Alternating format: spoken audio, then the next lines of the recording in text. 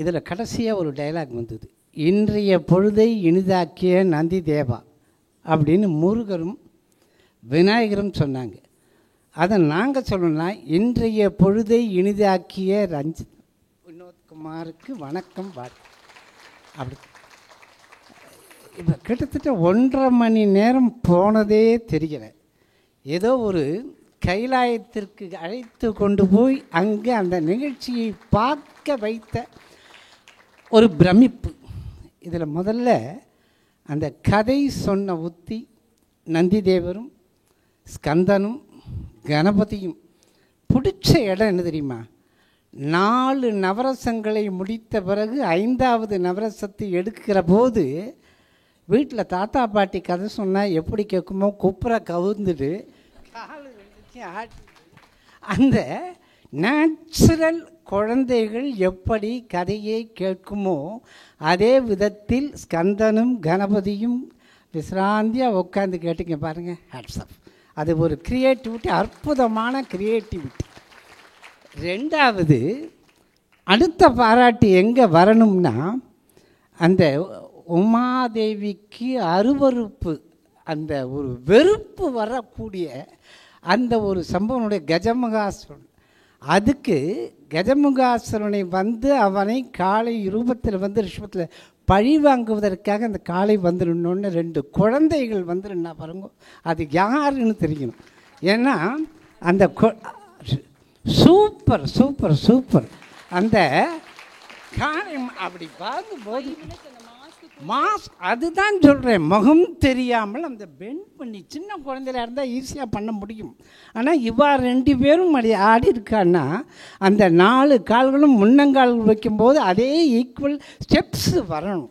அந்த 4 கால்களும் அந்த ஈவனாக போய் கடைசியில் கஜமுகாசுரனை அப்படி குத்தி கிழிக்கும் போது இருக்குது பாருங்கள். ஹேட்ஸ் ஆஃப் இந்த 2 குழந்தை. சத்தியமாக சொல்கிறேன், இது சுட்டு போட்டால் இந்த அன்லஸ் ரெண்டில் you have a clean and practice அற்புதமாக இருந்தது. 3வது இதில் சரியான தேர்வில் கலைஞர்கள், அது கிரெடிட் கோஸ் டு ரஞ்சனம்மா தான். ஏன்னா அது சிவன் அந்த ஓப்பனிங் ஃப்ரேமில் சிவன் செம்மொழியில் அந்த கங்கை குபு குபுன்னு ஆடுன்னு சொல்லிட்டு அடுத்த நிமிஷம் அது அசைந்து அடுங்கும்போது ஸ்டேஜில் டார்க் பண்ணி இருட்டை காமிச்சு அப்புறம் ஓப்பன் பண்ணால் கம்ப்ளீட்டாக என்டையர் ஆட்சூரியமே மாறி போச்சு.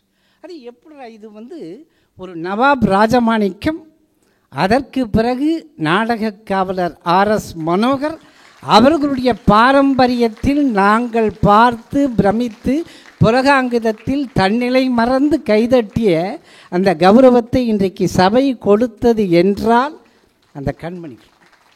அதில் சரியான தேர்வில் கலைஞர்கள்னு ஏன் சொன்னேன்னா, சிவன் சிவனாகவே இருந்தார். உமா பார்வதி சத்தியமாக சொல்லணுமா, எக்ஸ்ட்ராடினரி பர்ஃபார்மிங் ஆர்டிஸ்ட், எக்ஸ்ட்ராடினரி. ஏன்னா அந்த முதல்ல எடுத்த உடனே ஒவ்வொரு ஃப்ரேமும் இதில் அந்த மயிலாப்பூர் பிறந்த கதைக்கு சிவன் சாபம் கொடுத்தோடனே பஞ்சாட்சரத்தை சொல்லுகிற போது அவருடைய பார்வை பூரா 3 மைல்கள், குட்டி மைல்கள் 3 யாருமா 3 மைல்களும் அற்புதம். அந்த ஈவனா வந்து 3 மைல்களும் ஆடி அந்த சிவன் என்னதான் சொல்லிட்டு இருந்தாலும் அந்த பஞ்சாட்சரத்தை அந்த மைல்கள் என்ட்ரி கொடுத்த உடனே அந்த கடைக்கண் பார்வை ஓரக்கண்ணால் பார்த்த உமையாள் படிப்படியாக அந்த இடத்திலிருந்து இறங்கி வந்து இந்த 3 மைல்களும் அந்த தாளம் போட்டு ஆடியதற்கு இணையாக அந்த முழு மேடையையும் பகிர்ந்து கொண்டதற்கு பாருங்கள், அந்த இடம் அற்புதம் அற்புதம் அற்புதம். அப்புறம் இந்த சாந்தத்துக்கு அடுத்தது நம்ம சொல்லணும்னா அந்த அதிசயம் சொன்ன பார்த்தீங்களா, அதிசயத்துக்கு முன்னாடி பயம். அந்த ராமனேஸ்வரன் இதில் ஒவ்வொரு கேரக்டரை சொல்லுங்கள், கேரக்டரைசேஷன் நீங்கள் செலக்ட் பண்ணி பாருங்கள். அதில் வந்து சிவன், உமையவள், மகிஷாசுரமர்தனிக்கு, பராசக்திக்கு சிம்ம வாகினியா அந்த சிம்ம குட்டி யாருமா மாஸ்க் போட்டு வாங்க 2 in 1. இது எல்லாத்துக்கும் அந்த மகிஷாசுரமர்தனி அவள் தான் வந்து நின்ன உடனே டக்குன்னு என்ட்ரி கொடுத்து திருப்பி இங்கே வந்து நின்று சிம்ம வாகினி அழகாக அந்த பிளேஸ்மெண்ட் கொடுத்து பாருங்கள். நொஞ்ச தொட்டாச்சு. அந்த மகிஷாசுர மர்தினி அந்த கேரக்டர் பார்வதி. அதுக்கு பிறகு ராவணேஸ்வரன் அந்த உள்ளே வருகிற போதே அந்த என்ட்ரி. அதுக்கு முன்னாடி இந்த தாரகாசுரன் பிரதர்ஸ் 3 பேரும் போட்டு அவங்க பயமுறுத்துது. இவை எல்லாத்தையும் சிவன் என்ன ஃபாலோ பண்ணுவார் விட்டா, நாங்கள் ஃபாலோ பண்ணுறது ஒரு மோகினி வந்து நின்னா சிவனேன்னு உட்காந்துருந்த நாங்களே எங்களை மறந்து எப்படா இந்த மோகினி பின்னாடி போகணுக்கும் போது சிவன் ஏமாத்து, சிவனே கலக்கிட்டு போயிட்டு அந்த மோகினியினுடைய அங்க அசைவும் அந்த ஒயிலும் நாட்டியமும் அந்த 2 பேரும் அசுரர்களும் தேவர்களும் கடைந்த பிறகு அந்த அமுத கலசை எடுத்துன்னு இவங்க அப்படி லாபகமாக பிடிச்சி இவங்கள்ட்ட போய் அங்கேருந்து அந்த உடம்பை வளைத்து ஆடிய அந்த மோகினி யாருமா அது? ஐயோயோ, சத்தியம் பண்ணணும், சத்தியம். பிரம்மன் நிஜமாகவே மோகினியை இப்படி தான் படைச்சிருப்பார் போல இருக்கு. சத்தியமாக சொன்ன பிரம்மன் படைச்ச மோகினியா இது? எப்போ அச்சோ சத்தியமாக சொல்கிறேன், பிரம்மன் இப்படி ஒரு மோகினியை அவரே மயங்கி வந்திருப்பார். சிவனை விட்டுருவோம், மோகினியே பிரம்மனே கண்ணாடி முன்னான்னு பார்த்து தன்னுடைய பக்கம்னா பிரம்மனே ஹேட்ஸ் ஆஃப் மக்கண்ணா, ஹேட்ஸ் ஆஃப். அதுக்கு பிறகு ஒவ்வொன்றா சொல்லிட்டு இருக்கும்போது எனக்கு எதை சொல்கிறது எதை மணிமால் டெக்ஸ்டைல்ஸ் தான் ஞாபகம் வந்தது. எதை எங்களுடைய காலத்தில் 70s and 75 ரேடியோ வர்த்தக ஒளிபரப்பு, விவித் பாரதியின் வர்த்தக ஒளிபரப்பு தேன்கண்டத்தில் வரும். எதை எடுப்பது எதை விடுப்பது குழப்பார்களாம். மணியம்மை டெக்ஸ்டைல்ஸ், அந்த மணியம்மை டெக்ஸ்டைல்ஸில் கொண்டு வந்த ப்ராடக்ட்ஸ் மாதிரி தான் இருக்குது. எதை எடுக்கிறது எதை விடுப்படுறதுனே தெரியல. இதில் ஒவ்வொன்றும் இதில் சிருங்காரத்தில் கடைசி வந்து நின்னப்ப இதில் எந்த உண்மையால் என்னமோ ட்வின்ஸ் மாதிரியே இருக்காங்கம்மா. ஜெமினி ரெட்டையர்கள் எம்பளம் இருக்கும் பற்றியலா. இதில் இந்த உமா என்ட்ரி கொடுத்துட்டு போனால் எந்த உமா வந்தால் எந்த உண்மையால் வந்தாலே கன்ஃபியூஷன். அது சிருங்காரத்தில் எங்கே நீங்கள் தான் ஓப்பனிங்லேருந்து கதையை நகர்த்திட்டு போகிற கேரக்டர் நினைக்கிறேன். அப்போ என்ன 2 பேரும் மாறி அச்சோ. இது வந்து ஐஸ்வர்யா ராய் கண்ணோடு காண்பதெல்லாம் தெளிவா கண்களுக்கு தெரிவதில்லை மாதிரி ஆகிப்போச்சு. கண்ணோடு காண்பதெல்லாம் தெளிவானா ஐஸ்வர்யா ராய் டூயல் ரோல் போட்ட மாதிரி நீங்கள் 2 பேருமே வந்து நின்னாச்சு. காஸ்டியூம் அன்னபூரணி சான்ஸே இல்லைப்பா. அன்னபூரணி உலகத்தை ஜெகன்மாதா இருக்கக்கூடிய அன்னபூரணியை அந்த மாயைன்னு சொன்ன உடனே வந்த கோபத்தில் நின்று சிவனும் பவ்யமாக நின்று அந்த கை நீட்டும் போது அன்னபூரணி அங்கே கொடுக்கறது அது ரவுத்ரம்மா சான்ஸே கிடையாதுப்பா, சான்ஸே கிடையாது. ரவுத்ரத்துக்கு அந்த கொஞ்சம் விட்டால் அந்த விழியே தெரித்து வெளியில் வந்து எழுதுகிற மாதிரி ஒரு அற்புதமான அந்த விழி பயமுறுத்துறது. வீரம் மகிஷாசுர மர்தினி இந்த வீரத்தில் எங்கேயும் போச்சு. பயம் கைலாயத்தை அந்த ராவணேஸ்வரன் வந்து கைலாயத்தை அசைக்கும் போது சிவனும் உமையாளும் அந்த பேலன்ஸ் கொடுத்து இந்த பக்கம் போயிட்டு அங்கேருந்து இங்கே வந்து ஆசிஃப் இந்த ஸ்டேஜே ஆடின ஒரு பாதிப்பை ஏற்படுத்தியதற்கு பாருங்கள். பியூட்டிஃபுல் கோரியோகிராஃபியில் அதை இன்வால்மெண்ட்டோடு பண்ணியிருக்காங்க. அது அதிசயம் சாந்தி எல்லாத்தையும் சொல்லியாச்சு. இதில் சரியான தெரிவில் கலைஞர்கள், மின்னல் வேகத்தில் காட்சிகள் மாற்றம், டக்கு டக்கு டக்கு டக்குன்னு ஒரு இடத்துல கூட தொய்வு இல்லை.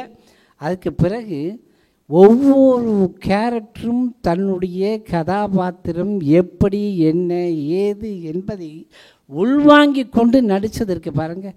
அது நீங்கள் கொடுத்திருக்கும் அந்த பயிற்சியும் அதை அவர்கள் உள்வாங்கி எடுத்துக்கொண்டு நடத்தி இருக்கும் அந்த முயற்சி இன்றைக்கு இந்த பொழுது இனிய பொழுதாக போச்சுன்னா அது இறைவன் கொடுத்த வரம். கடைசியாக முடிக்கப்படுத்துமே, ஏன்னா ரொம்ப நேரம் எடுத்துற கிடையாது. வரும்போது ஒரு மெசேஜ் வந்ததுமா செல்லில், என்னன்னு பார்த்தேன். அதை பார்க்கும்போது ஒரே ஒரு விஷயந்தான் விடுது. Take it easy the concept of common people. ஆனால் make it easy, it's concept of dynamic leadership. make it easy. அது நான் வரும்போது என்ன, it is rare coincidence. நாட்டியம் முடிகிறது, எழுந்துக்கிறதுக்கு என்ன கூப்பிடுறாங்க. டக்குன்னு ஒரு மெசேஜ் வந்தோன்னே பார்த்தேன். Take it easy, concept of common people, but make it easy, concept of dynamic leadership. எங்களுடைய இவங்களை நான் பார்க்கும்போது யாரோ 10ஓட 11 தான் நினச்சிருந்தேன். சத்தியமாக சொல்கிறேம்மா, உங்கள் நாட்டியாச்சாரியாருக்குள்ளே இப்படி ஒரு திறமை இருக்கும் என்று இந்த நிமிடம் வரைக்கும் நான் நினைத்து கூட பார்க்கவில்லை.